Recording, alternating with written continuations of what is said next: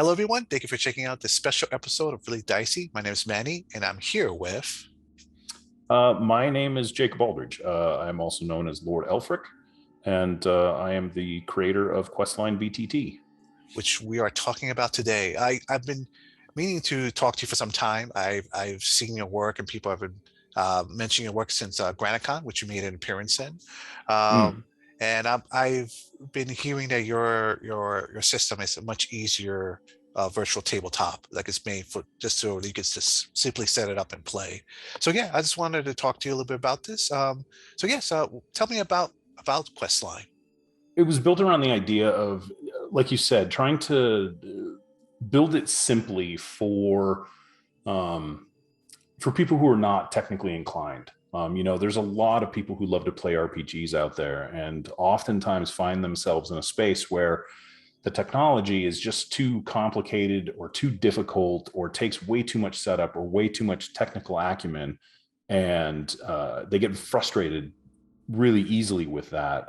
And as a person who wanted to be able to play with, family members of my own who are also, not technically savvy, I wanted to find a tool that could bridge that gap. And I spent a lot of time over the years using multiple VTTs. And I really thought none of them just could find the right mark on that. They were not really intuitive, and you fought with them half the time.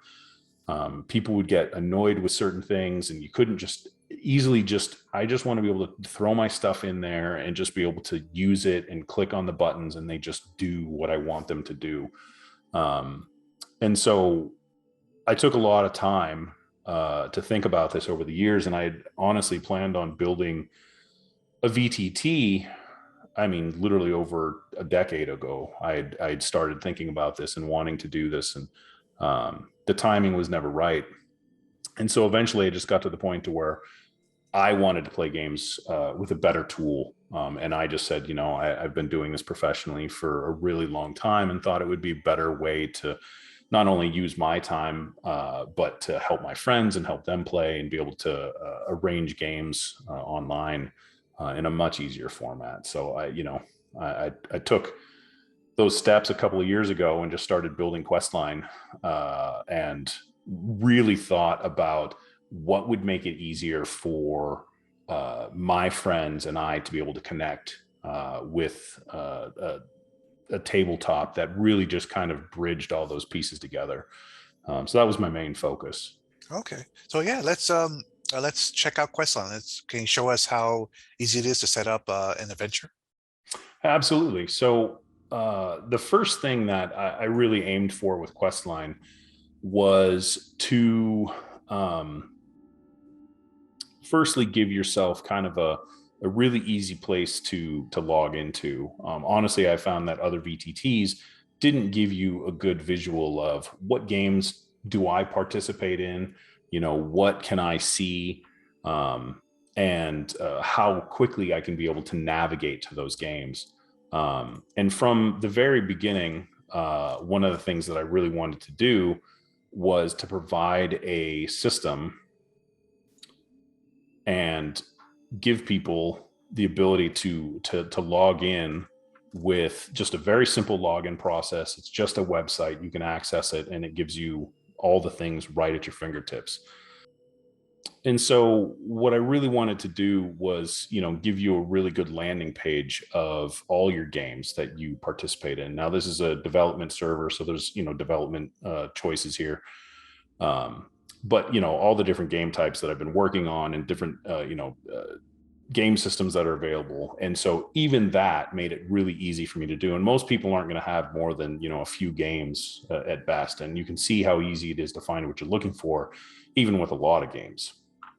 And so just starting that off, what I really wanted to do was dive into making a game agnostic system and make how easy it is to build what you're looking for. And this is a perfect example. I've been working on the Genesis RPG and adding support for that. And how easy it is to be able to build a game is quite simply from whatever Game Master account you have, as there's a subscription system. you would have this create new game. And what this does is it's a very simple, straightforward kind of process. You pick what you want. You know, I'll use your name for example, and we can pick from a number of the different games that we have available, which is so, you know, things like Star Wars 5th edition and, you know, D&D 5th edition, Land of Eam, and other game systems that I'm actively trying to work on, things like GURPS and Hero System, and, you know, I have Fate Core available. So I have a bunch of games that I want people to be able to use very easily. D&D 5th edition being the most popular is the easiest one to dive into because most people will understand that one. But you simply pick your game type. You pick the dice bag that's appropriate to it. In this case, it's the D20 system. So, you know, the dice bags are so that you can kind of customize dice systems as well. And there'll be more on that in the future for Questline. And then you just hit create. And from there, you quite literally start off with a blank map. And here you can actually simply come into here. You can add a new map.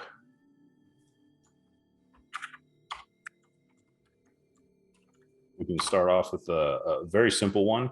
And I'm going to save this. I'll hit back, and then you share it so that you can either work on it or you can even edit the map. And when you share it like this, it will bring up a kind of an editing system with maps. And it's a very simple drag and drop system. I will go ahead and find an image. And I'm going to drop it right in. So give me a moment so I can find the right image for this. And I have a number of maps, but I'll take this image and I'm going to drop it right on. And you'll see down here, it's actually uploading the file. Unfortunately, this demo is only as fast as my internet connection, and I don't have a great one. So you'll have to forgive me for a little bit of slowness. It has nothing to do with the app. It's everything to do with living out in the boondocks. So you say you dragged and dropped this from your desktop I did. straight in? I dragged it right on to here, and I'll show another example of how to get images on here. There's this button down here. So as you can see, the map drops right in and it loads automatically for you. And the first thing that you'll see is that this system actually has the ability to manipulate your map directly. I can select this map. I can literally resize it, reshape it, whatever you want. You can hold down a couple of different keys. You can hold down the control key to keep the aspect ratio. I can hold down the alt key to, you know, let myself resize it to anything. And if I had a grid system, but if I hold down the aspect ratio and just resize it to what I want, it'll just do exactly that. But then I can go into this map settings option, and you can actually see that here's, you know, the different pieces of the map itself. You know, I have a bunch of different settings. You know, I have a whole grid system that I can enable, which is just as easy. I can click on it, and you can very quickly see that the grid system is, you know, it's set to a size of 50 pixels. But I could quite literally, if I hold down the shift key, I can move my map around while I'm looking at it.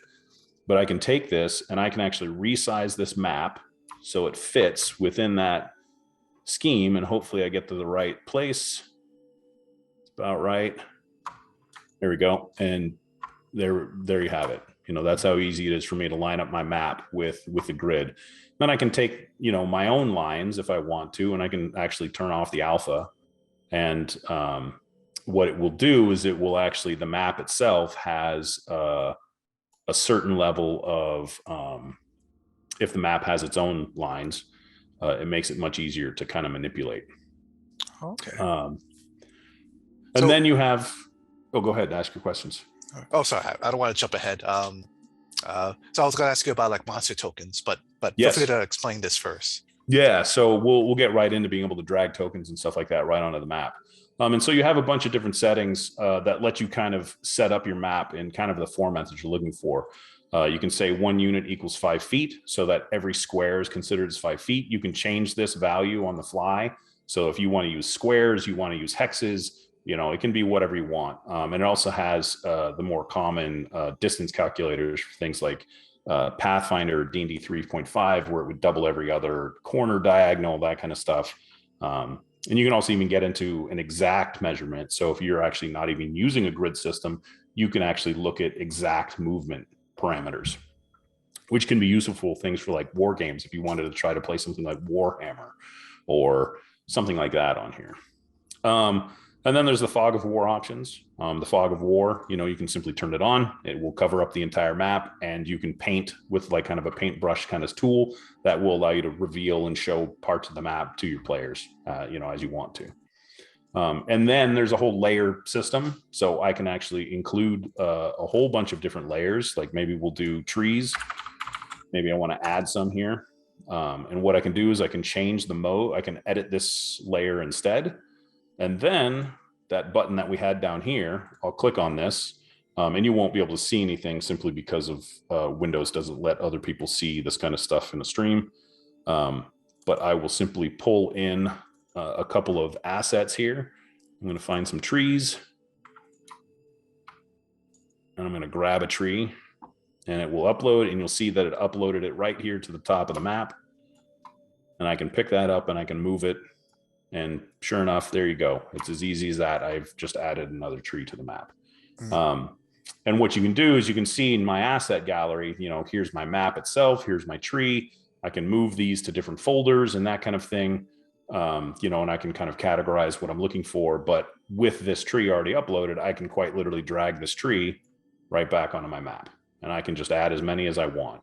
So now your asset gallery becomes a useful part of the map making process.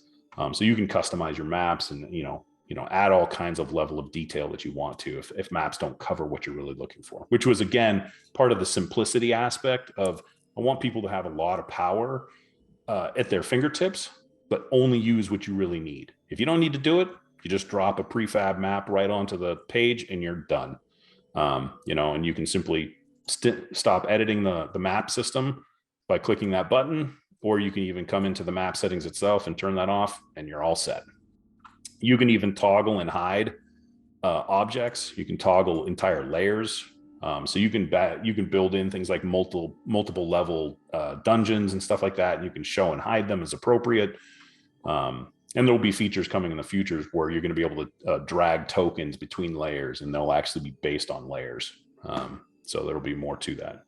And speaking of tokens, the most common aspect of, obviously in a game is your characters and your monsters and all those things. And the character system is just as simple.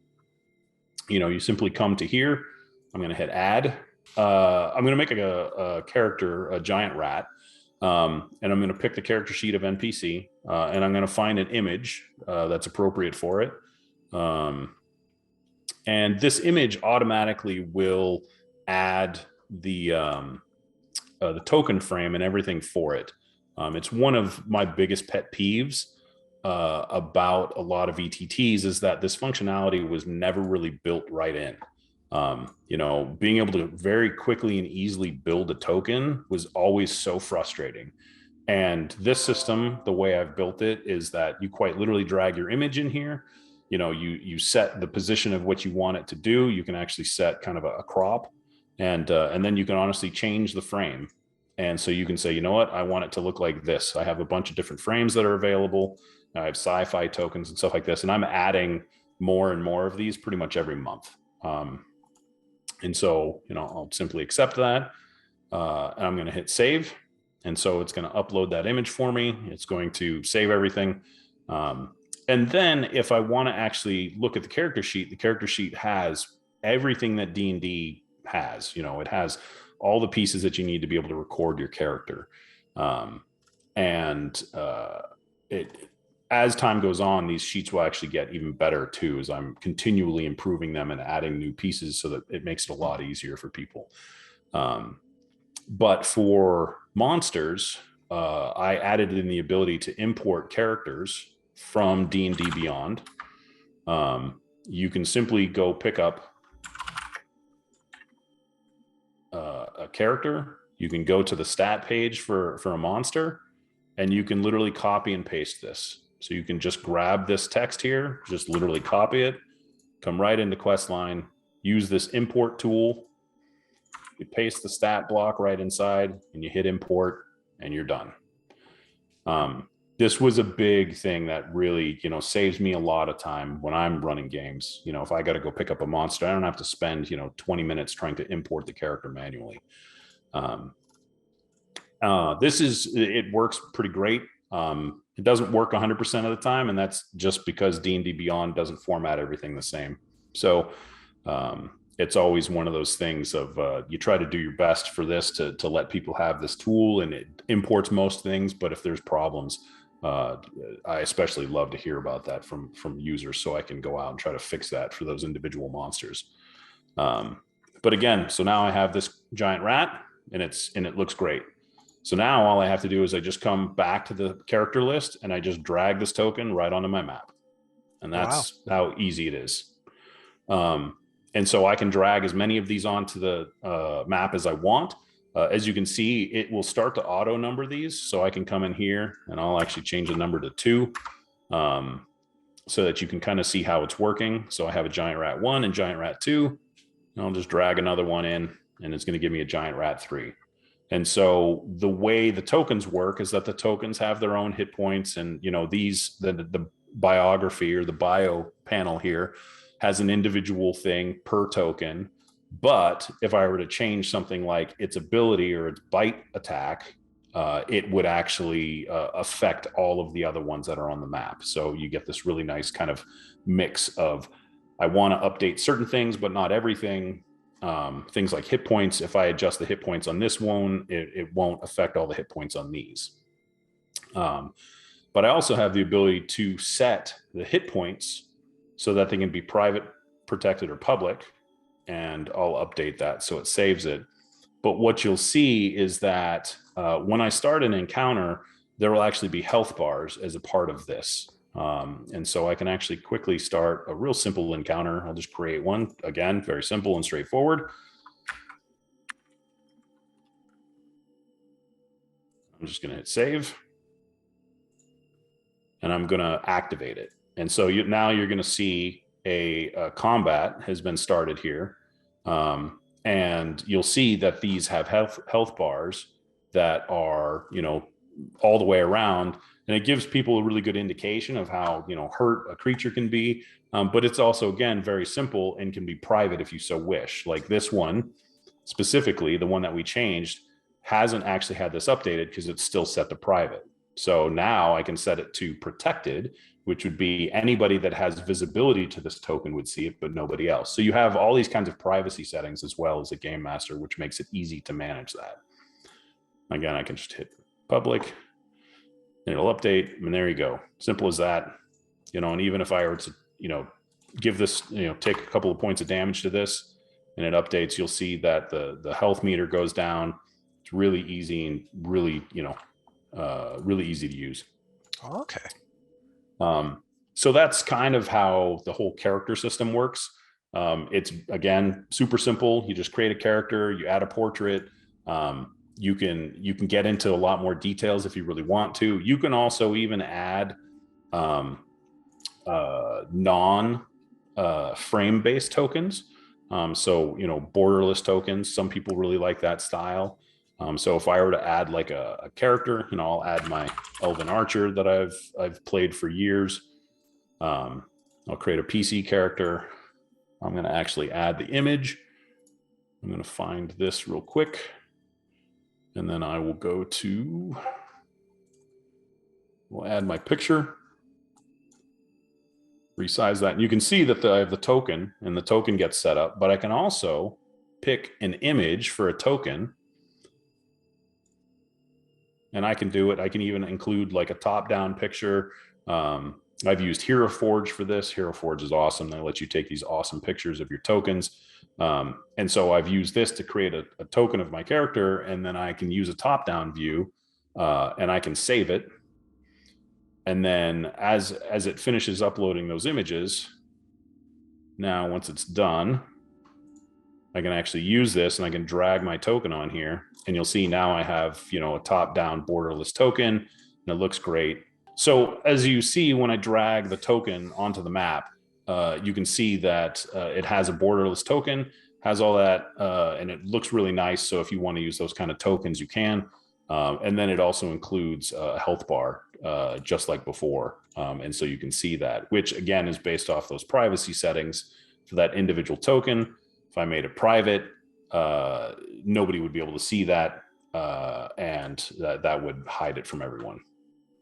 And these don't show up. These health bars and stuff don't show up if you do not have an encounter started. So one of the methods that I try to keep in mind when I'm building an interface is that less is more. So if something is not occurring, like I want to take away a lot of the noise and stuff that happens on the interface, because a lot of times it gets very distracting when you have too many things going on. So I try to streamline things down when things aren't occurring. Things like health bars go away when you're not in an encounter. And there'll be settings for that stuff too in the future. So that'll be kind of really based up to the GM, how they want to run their games, which is another thing that I focus on. Like how you want to play your game is how you want to play your game. I'm not here to tell you how to play. I'm trying to build a system that lets people kind of customize and build and really build whatever they want. Okay. So again, that's, as simple as that. That's how easy it is for me to be able to manipulate tokens in my map. There's a lot to it. There's a lot of power underneath there, but it's very simple to use, and you only use what features you want. That's again, one of the things I go for. You don't have to use everything. Just use as little as you want. A lot of people might just want to use the system just for a simple token, a battle map with tokens and being able to record that kind of stuff and maybe hit points. And that's it. Like that may be all you care about. So that's kind of a big part of that. Okay. How do you invite, let's say you have everything set up. I noticed that some people have trouble with when other virtual tabletop systems, when they invite friends over to the same interface and they have trouble navigating around. How does your system work that out?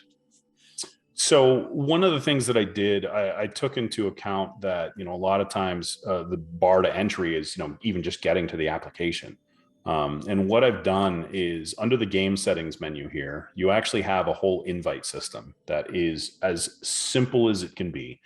You quite literally just create an invite. You can tell it whether you want to invite players or game masters. You can invite other people who have game master accounts to participate, to be a co-DM with you or GM.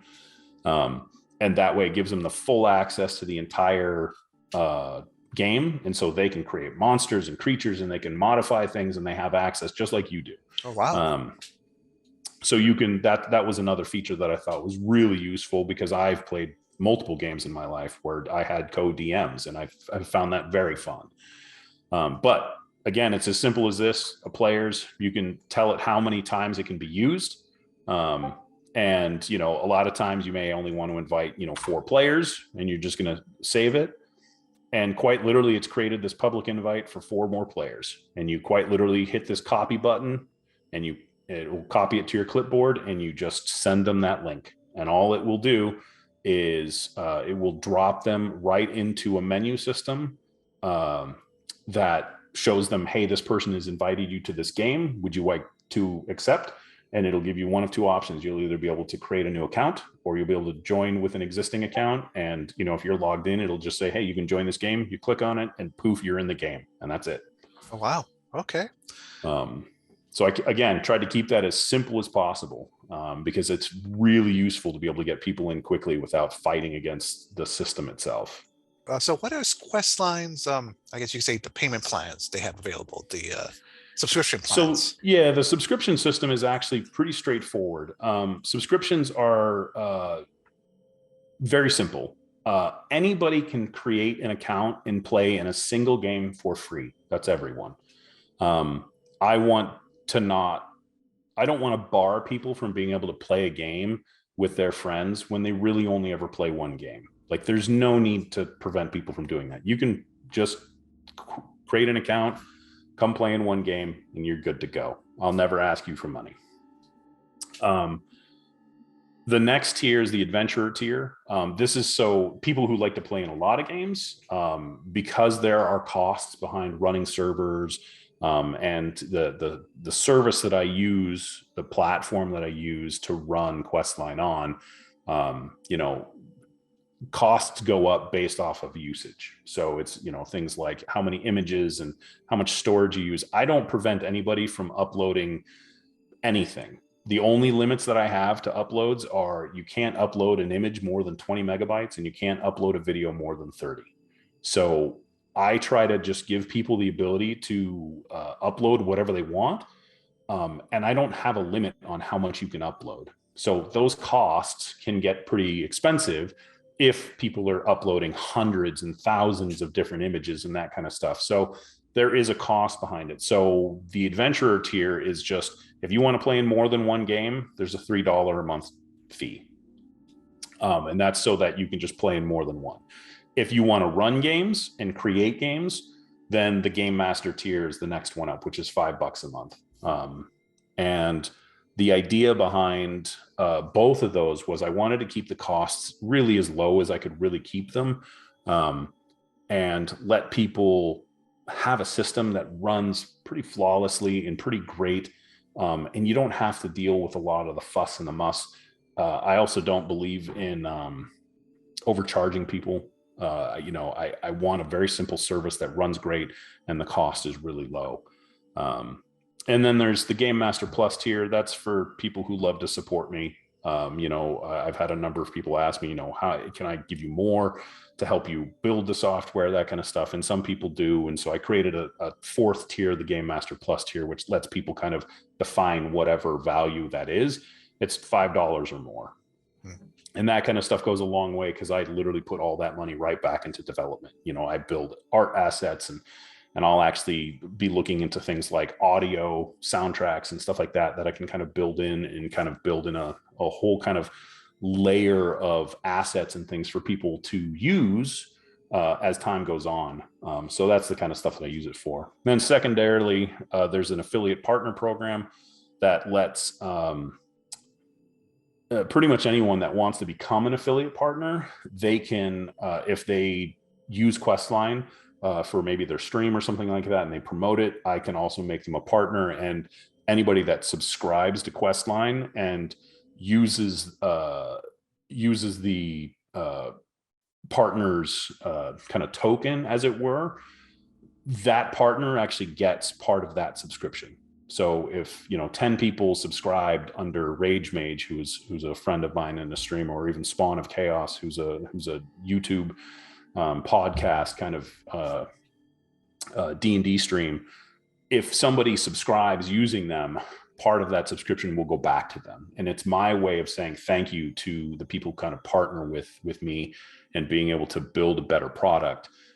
So that way affiliates actually have something, so that they're not just being like, hey, it's great, yeah, this is Questline, use it.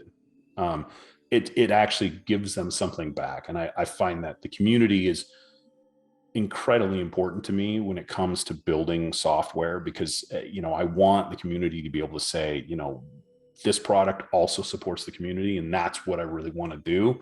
Because I have tools and stuff that I will be building in the next couple of months that will include like a whole community content section that let people upload entire adventures and soundtracks and monsters and all kinds of custom stuff that they want, be able to either sell it or even give it out for free.